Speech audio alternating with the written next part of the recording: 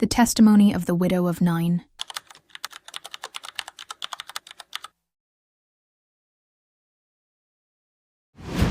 I am the widow of Nain.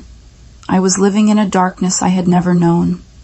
My husband had died some time ago, leaving me a widow, but even then I still had my son, my only son, to comfort me, to care for me. He was everything to me, my joy and my hope. But then, in what felt like a cruel twist of fate, he became sick. Before I could understand what was happening, he died. My only son was gone forever. There are no words to describe my enormous pain. I had already buried my husband, and now I had to bury my only child. My heart was shattered and my future hopeless. Without a man in my life, there was no security for me, no one to protect me. I would be alone, vulnerable, and likely left to beg for survival. The day of the funeral came quickly. We gathered to take my son's body outside the town to bury him. I could barely walk as I followed behind the casket. My neighbors and friends tried to console me, but there are no words to ease a pain like that. The crying of the mourners surrounded me, but inside I felt nothing. Then, as we approached the town gate, something unexpected happened. A large crowd was approaching, led by a man I had never seen before. His name was Jesus. I had heard about him. People said he was a great prophet, that he did miracles, but I didn't care about any of that at the time. I was too lost in my grief, but this man, Jesus, saw me.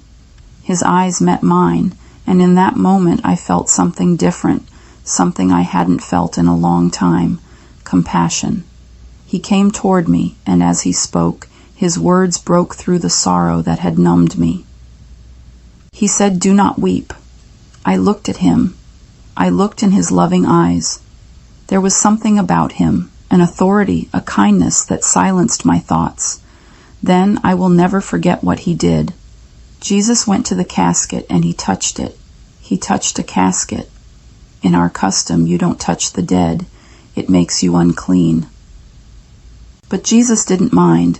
He looked at my son, and with a voice that carried both command and gentleness, he said, "Young man, I say to you, arise." In an instant, my son, my lifeless, loving son, sat up and began to speak. My heart stopped. My knees were weak. The others began praising God frantically. I couldn't believe what I was seeing. My son, who had been dead, was alive. My son was alive again. Jesus took him and gave him back to me. I held my son in my arms, tears flowing, but this time they were tears of joy, not sorrow. I felt as though my own life had been restored along with his. How could this be? Only God has the power over life and death, and yet this Jesus had raised my son. The crowd around us started shouting, calling Jesus a great prophet, saying that God had visited his people.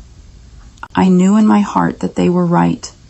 God had indeed visited me personally through Jesus. He had seen my suffering, heard my cries, and he had restored what was lost.